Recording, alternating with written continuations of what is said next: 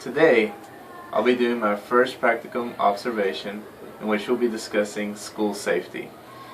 School safety is very important to us here at H.V. Helbing Elementary, and we'll be discussing various school safety procedures.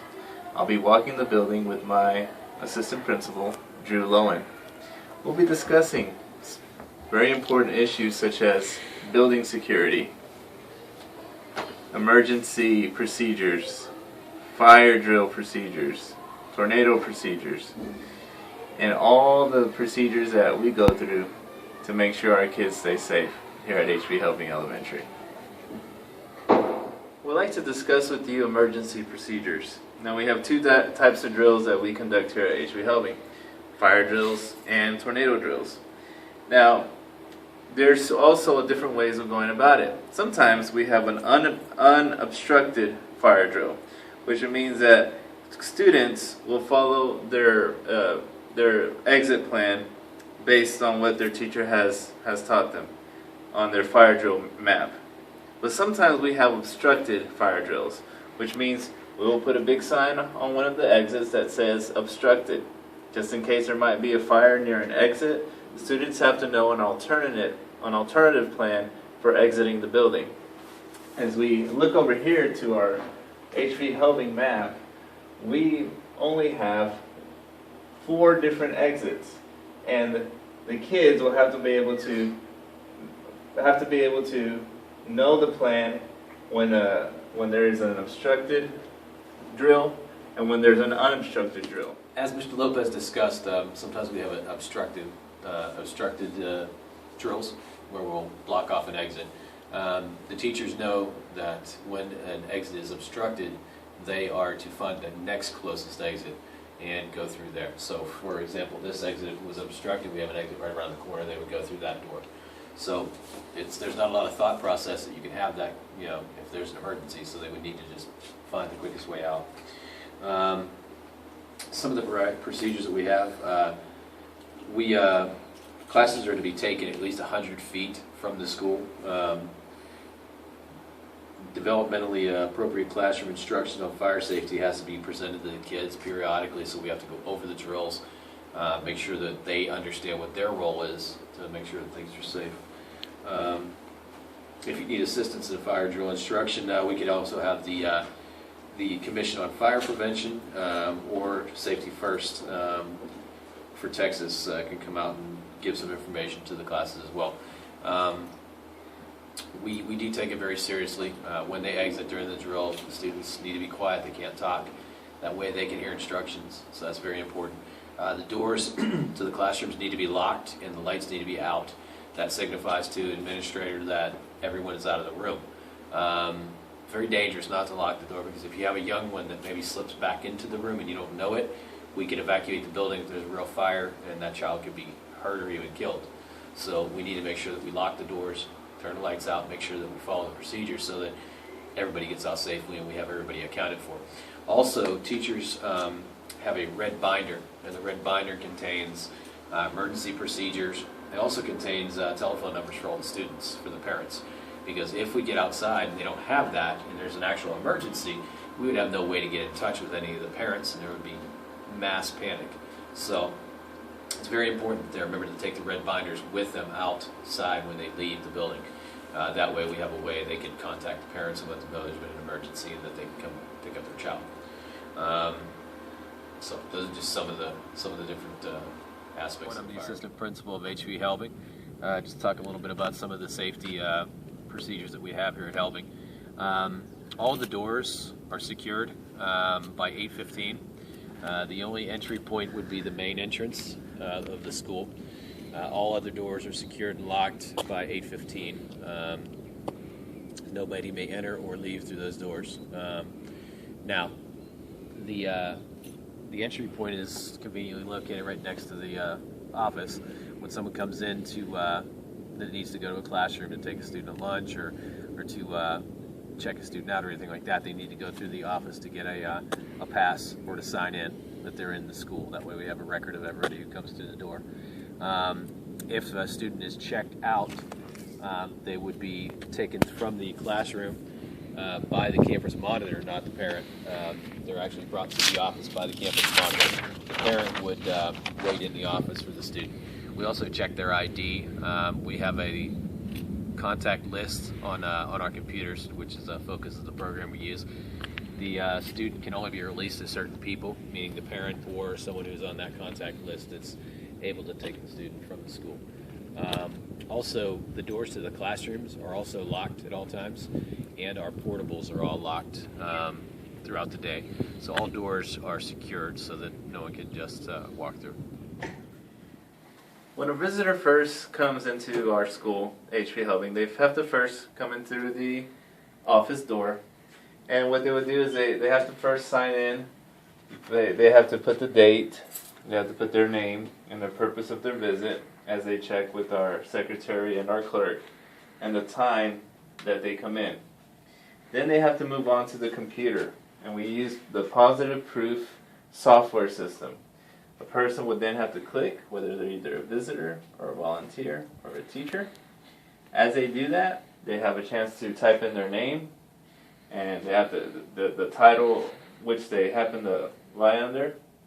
And then our machine here will print out a sticker, and that person will have to wear it as a safety precaution. Every single visitor or anyone that's from outside the building that is not a part of our staff or a student or a teacher will have to come in and sign and have to wear their badge that says their name and what exactly their purpose is for being here.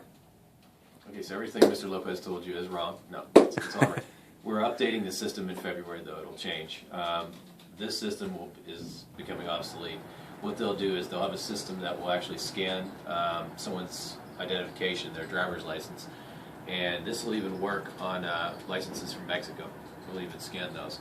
But what it'll do is it'll put the person through a database, and it will tell us if they have any kind of criminal record or anything that would prohibit them from being in the school.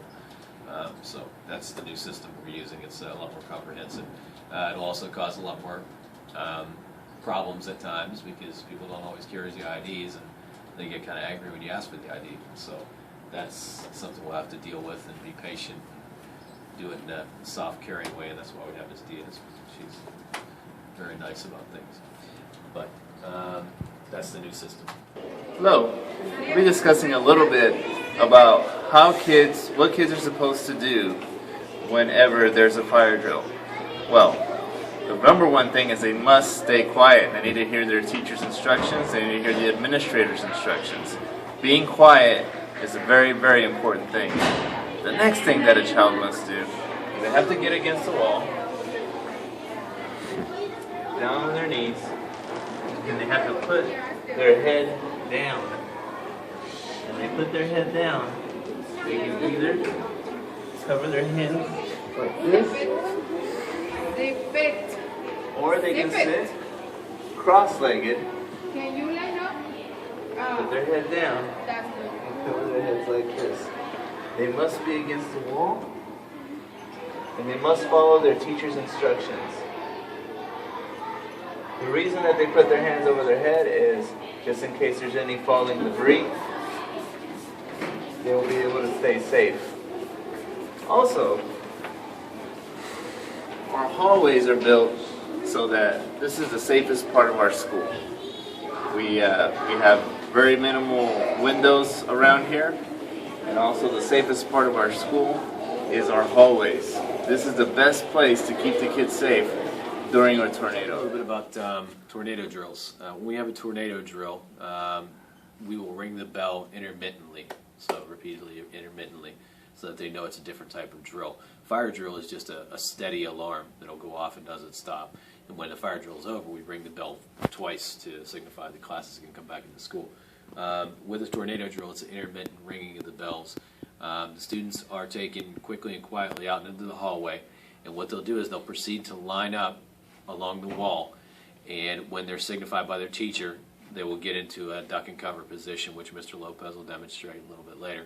They've actually changed the procedure, the duck and cover position, due to falling debris. They've done something, made a little modifications to the position of the students.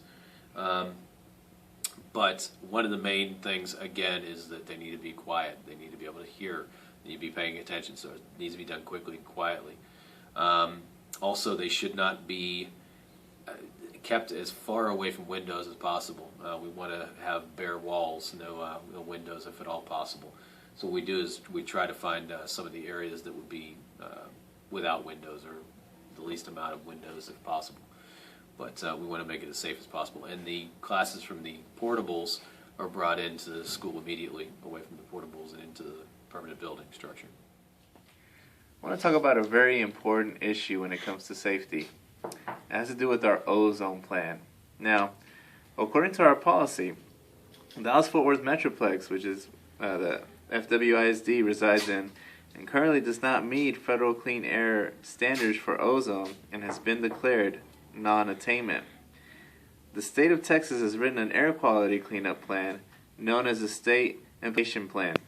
This current plan only meets the lowest levels of the recommended ozone standards and relies heavily on voluntary pollution reduction measures. The state, county, or city has no policy, and current regulations do not require FWISD to provide a policy. FWISD in no way has any control over the ozone levels within the FWISD or deciding the level of ozone concerns. Ozone levels are determined by the National Weather Service. Ozone levels can change from green to red or purple during any given day. Fort Worth ISD does not believe it is possible to establish a policy that provides ozone protection not only for children, but also for adults who are prone to respiratory ailments. There are too many factors that enter into the equation in determining whether an individual has any health risk associated with ozone. Therefore, Fort Worth ISD will require a written statement from a physician stating that the child is sensitive to ozone on file, and a written statement from the parent or legal guardian of the student on a daily basis that requests that their child be allowed to stay in that day. It must be a parent's or legal guardian's daily responsibility to determine if the ozone levels will be harmful to their child. The following ozone policy is based on information collected from the Blue Skies Alliance documents, such as an ozone primer for schools and parents. Now, the ozone warning policy goes as follows. Number 1. Ozone days are generally recognized for the DFW Metroplex as falling between May and the end of October each calendar year. The following recommended actions are for outside activities. Number 2. In order to protect the health of students, faculty, and employees, the following protocols for ozone action and health advisory days were given from the Blue Skies Alliance documents. Now, the level green is considered good, and according to the PBB zone, this was considered to be that there's no health effects or are expected, and no special action needed. Now, the orange level is considered 51 to 100 when it comes to the PPB zone. That's considered moderate. The action recommended for that is individuals with a respiratory illness, such as asthma, bronchitis, pneumonia, and emphysema, should limit prolonged exposure. The next color designation of ozone warning would be considered red, and that is a PPV zone that could be from 101 to 150 or 151 to 200. That is considered unhealthy for sensitive groups. The action recommended for that would be individuals with a respiratory illness such as asthma, bronchitis, pneumonia, and emphysema should limit exposure entirely. High energy activities for elementary age children should be limited. All other individuals should be allowed adequate access to water and shade. For every 30 minutes of high energy activities, individuals should be allowed 10 minutes of rest. Individuals involved in outdoor extracurricular activities such as athletics, band, drill team, or cheerleading should also follow the guidelines as stated above. The next color designation of ozone warning would be considered purple or maroon, and that would be a ppb zone of 201 to 300, or 301 to 500. This is considered very unhealthy and hazardous. Exposure for students should be limited entirely. Students involved in outdoor curricular activities such as athletics, band, drill team, or cheerleading should engage in indoor practice on the days designated very unhealthy or hazardous. Now, sensitive groups are defined as children who are active in outdoor activities, people involved in high energy activities, and people with respiratory ailments. Students with respiratory limitations should follow the advice of a doctor or guardian. The Fort Worth ISD's ozone policy plan is not to restrict sensitive adults from these activities, but it is a plan of action in which information is provided for their use to determine whether or not it is advisable for them to perform these activities in conjunction with Fort Worth ISD scheduled activities.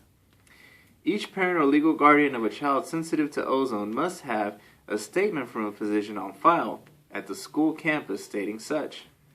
Parents or legal guardians must make the decision on a daily basis if their children should be allowed to participate in outside activities.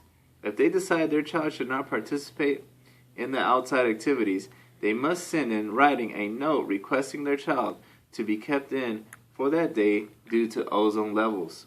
If there is not a doctor's statement on file, the child will not be kept inside. Each day is a new day and must be treated as such.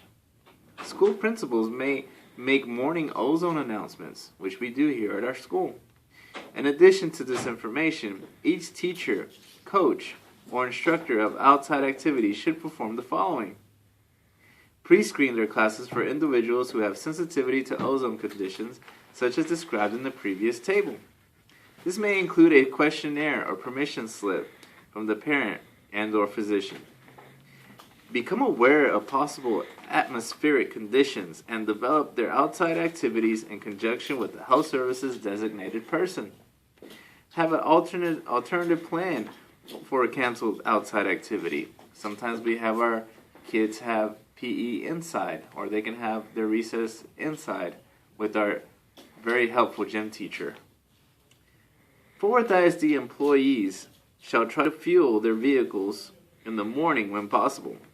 Fort Worth ISD employees should not perform any duties that would add to the levels of ozone on high ozone days if possible. It shall be the responsibility of each campus to initiate and operate this plan. Any ozone or health-related injuries or episodes are to be immediately reported to the Health Services Department. And here at our school, we do a fantastic job with making sure that we check the ozone level before we go outside, especially on the hot summer days here in Texas. We make sure that the kids have an opportunity to drink water after we play outside, and if the ozone level is even at a red, then we usually stay inside on those days. Or we find an alternative means for recess, such as the kids playing in the gym, or we find a fun activity to do in the class. Thank you for listening to our ozone plan, which we follow here. I wanted to talk to you a little bit about our Know the Plan procedures that we follow here at Fort Worth ISD. Every school in Fort Worth has to come up with all of these components that I'm going to show you to make up their safety procedure or their safety procedures for the school year.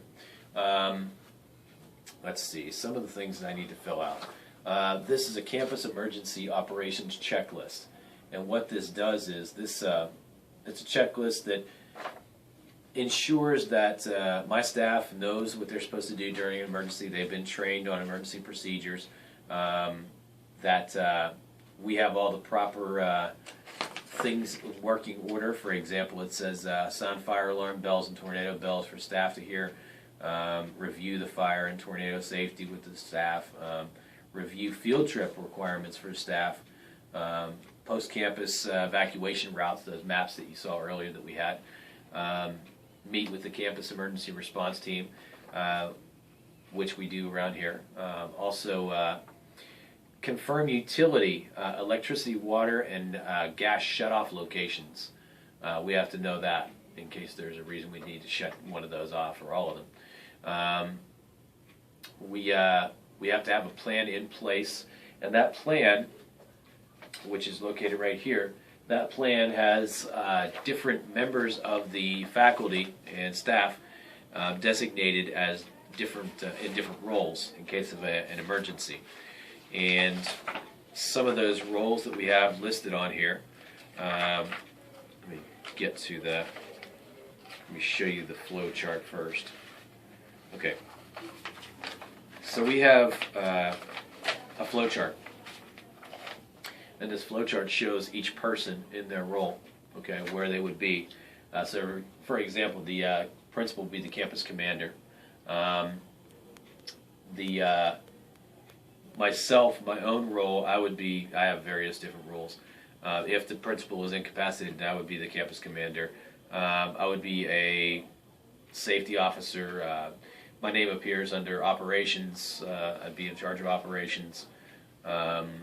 Let's see some other areas.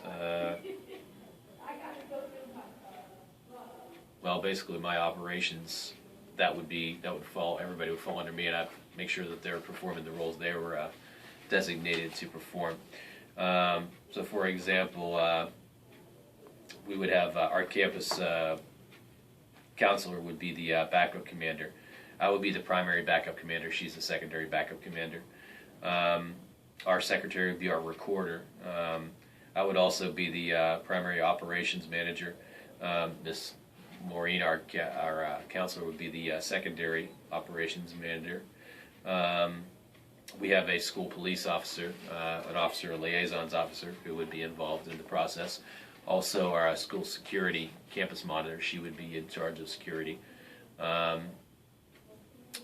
Our nurse would be medical and triage, obviously. We would have the lead counselor she would be lead TRT and TRT member as well. And that's a special cares team that you'd be involved with. Something else in this book that I hadn't mentioned, it gives the primary location points for evacuation if we did have to evacuate the school due to fire or some sort of toxic fumes. These are the different locations that they would evacuate the kids to. It has the addresses. There are various high schools in the area that would be evacuated to. And again, we would contact parents through those red binders. This is something that was given to us a couple years ago, and they're still distributing them. But it's a Know the Plan emergency response information kit, a little quick check. And basically it tells, if the teacher opens it up, it gives step by step the emergency procedures. So for example, if we have building evacuation, so step 1, take attendance, grade book and handbag or briefcase. Step 2, evacuate quickly and quietly. Step 3, outside, go to pre-planned area, head count, report missing students to CP. Step 4, stay put, await instructions. And then step 5, if conditions require, relocate area to a safer area. Notify CP. So, in other words, it tells them step by step what's going to take place on an evacuation. And this has things in it like bomb threats, severe weather, medical emergency in the classroom, lockdown. So for example, lockdown procedures. Close and secure classroom door. Turn off lights. Move all occupants away from the door and out of sight. Email pre-designated person in main office for help. Remain quiet and aware of surroundings. Notify CP of any urgent needs via email. The CP would be the administrator on duty. So these little checklists, all teachers have these, and they can wear them. They've got a slot on them. They can wear them on their lanyards or whatever. So, and the last point on this this campus emergency plan, they call it. Basically, it covers all emergencies, any kind of hazards or emergency operations that would take place, and that would be all-encompassing. Something else we have to fill out, as I showed you, I have the emergency operations checklist. Well, I also have an equipment inventory as well. And some of the things on the equipment inventory I have to list, though. We have two-way radios that we use. Not everyone has one. So certain people have these that need them. But we have these two-way radios, and I've got to list every person that has a radio on this sheet. We've also got to have our frequency that we use for an emergency radio for weather alerts. We have to make sure that batteries are operational and have been checked in all the equipment, flashlights, things like that, radios, weather radios. It asks how many portables we have. It asks if people are in the portables, do they have radios, what other forms of communication would they have. We have emergency call buttons in every room. They push the button and it calls the main office. The main office can pick up the phone and speak to the person through the intercom in their room. So that's another way we can communicate with them. And also cell phones. We have all the cell phone numbers for all the teachers. We could call their phone if we needed to as well. That's a last resort, though. We'd rather follow through with campus communications rather than using their personal communication. It asks about our operation binder. Is it current? Has it been updated? Yes. We have a bullhorn, for example. The principal wears a black incident commander vest, which is very official.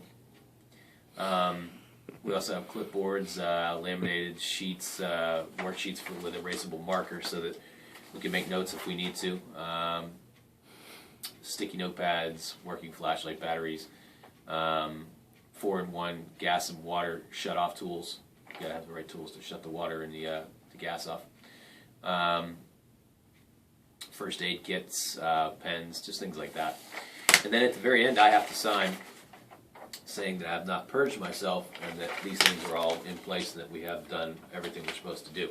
Because if an emergency happened and I didn't, then that would be a problem. So I need to make sure that all those things are taking place.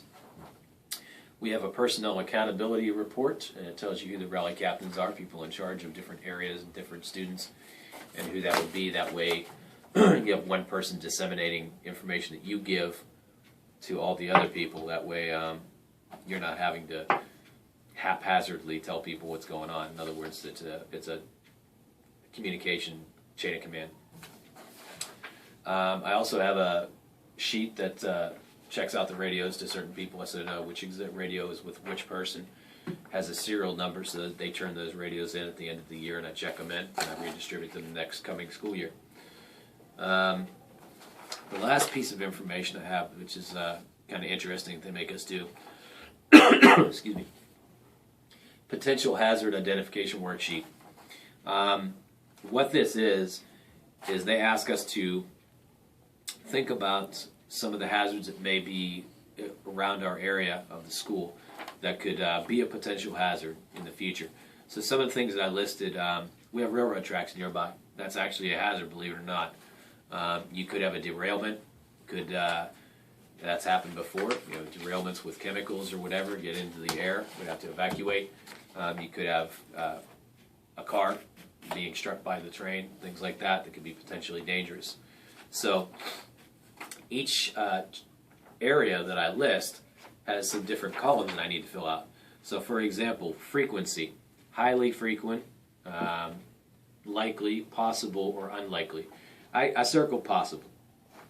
It's a possibility. Now, it's not probably likely it's always going to happen, but it's possible a train could derail or a car could be struck and cause a problem. Magnitude. Now, the magnitude has catastrophic, critical, limited, or negligible. I put down critical because if a train did derail or a car was struck, it would be definitely critical. As far as warning, minimal 4 hour, 4 would be minimal. 3 would be 6 to 12 hours of warning. there's 12 to 24 hours of warning or 24 plus. Well, obviously it would be minimal warning if there's an accident with this rain. You're not going to have a lot of time to react to it. Severity, again, catastrophic, critical, limited or negligent, it would be critical. And then lastly, you have risk priority, and that would definitely be a high risk. You have low and medium, that would definitely be high risk. Another area I listed on here was gang crime activity in the area.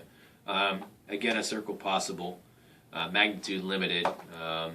Warning would probably be minimal in most cases, limited as far as severity, and then medium risk.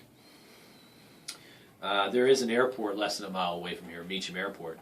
So I circled unlikely for the frequency that something would happen. But it would be critical if it did happen. You'd have minimal time. It would be critical in severity, and the risk priority, I'd say, is low on that. It's very seldom that you're going to have any air crashes. If they do, probably wouldn't happen close enough to us. High traffic roads nearby, I did circle likely for the frequency on that one. Magnitude would be critical. Warning is minimal, and severity would be critical. And I did circle high for priority because, I mean, we do have a really busy road. Kids can be struck. It's a lot of cars. Fire, possible, critical for the magnitude, minimal in warning. Severity would be critical, and priority would be high because fire is very likely. Weather would be, I circled likely for frequency because every year we do have weather, tornadic weather. I put circle critical and limited for the magnitude. It just depends. It could be either. 6 to 12 hours of warning. Critical and limited for the severity, and then I circled medium for the risk priority because it just depends on how severe the storm is. I put down chemical spills carried by train, so I did put that in here. Unlikely, I circled for the frequency. Catastrophic for the magnitude. Minimal in warning. Catastrophic for severity, and low for the risk. And last but not least, believe it or not, I did put stray dog on here because we do have stray pit bulls that roam these streets sometimes, and I've actually had to go out with a bat and chase them away. I put down likely for the frequency because there are a lot of stray dogs. I made a Chihuahua speed bump on the way home one day, so I can vouch for that. Poor little dog. Magnitude is limited. The warning is minimal usually, and severity is limited, especially with the Chihuahuas. And the risk priority would be low. So there are stray dogs, but usually it doesn't end up with anybody being bit.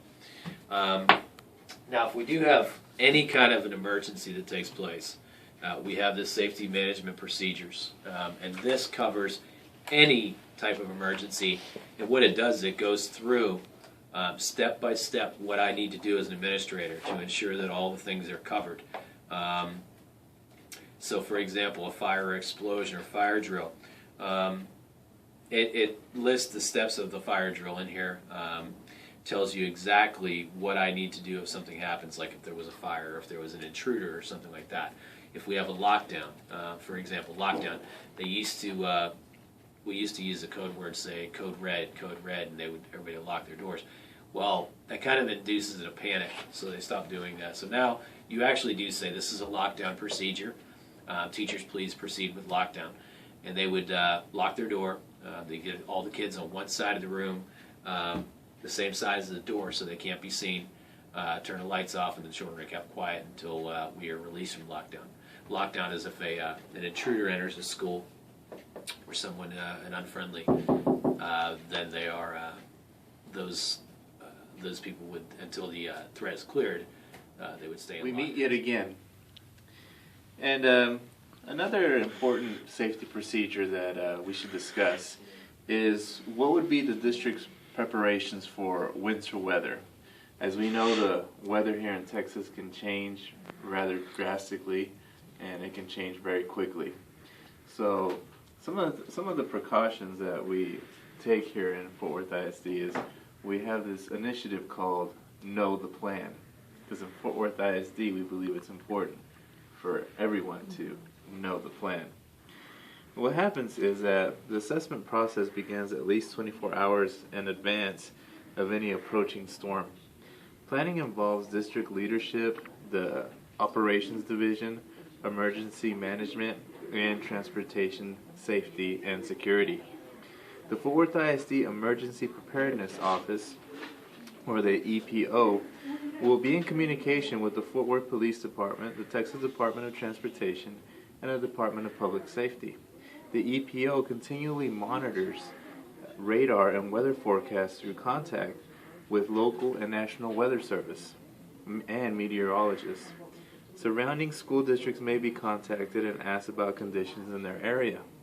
This helps Fort Worth ISD leaders understand the potentially improving or deteriorating driving conditions as the assessment period moves on. The goal is to make a decision as to whether the classes will be held no later than 5 a.m.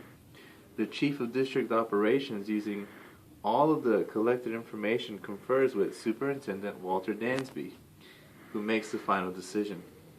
If school is to be canceled or delayed, notice will be immediately posted to the district's Facebook page or their Twitter page, and also the district's website, which is www.fwisd.org.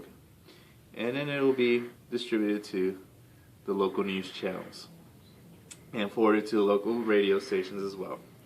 So we believe that it's important to know the plan, and those are our procedures that we take in case we have winter weather.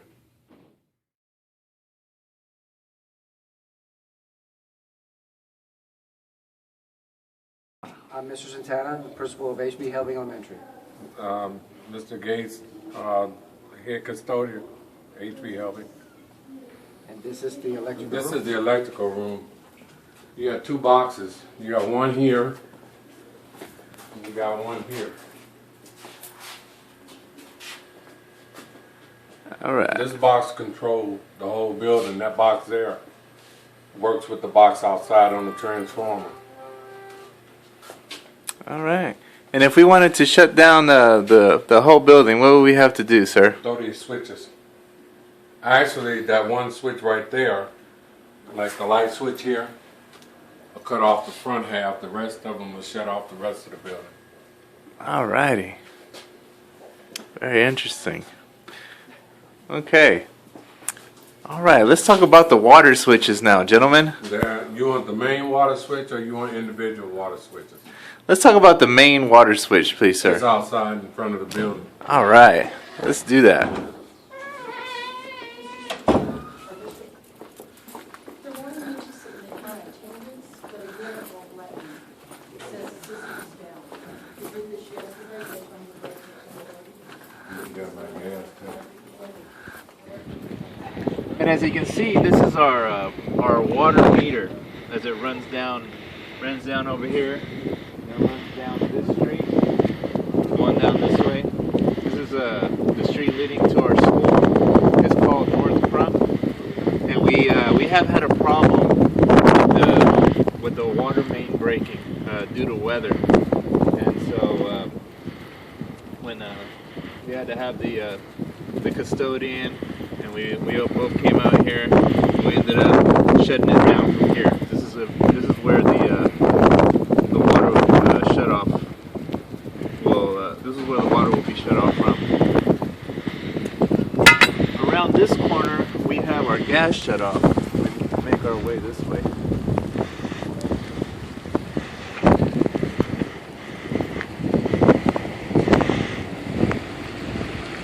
Got a little cold all of a sudden.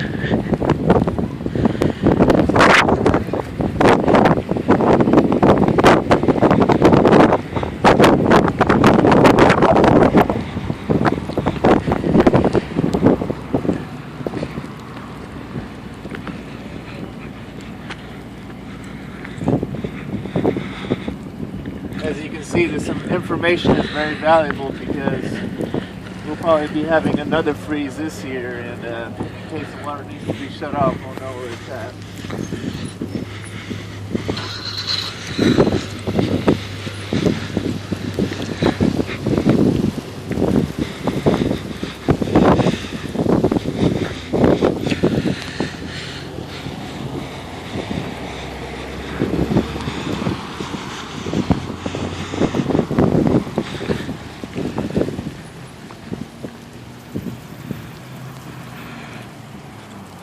as we approach the eastern side of the school, this is where we have our gas shut off. Obviously, this is very important. Anytime we have any type of emergency, like a fire or any situation with carbon monoxide or anything like that, the gas will have to be shut off from over here.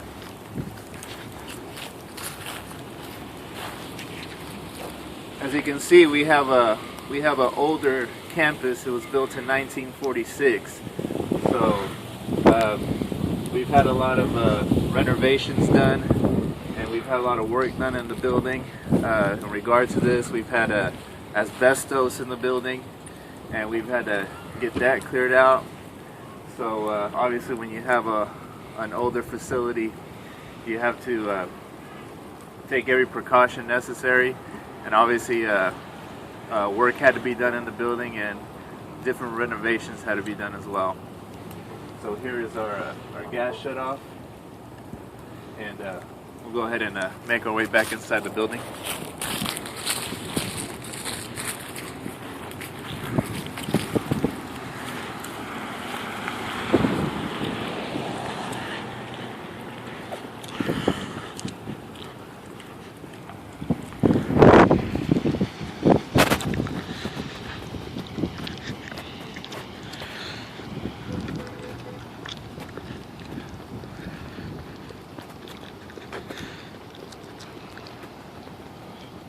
Go ahead and cut this way.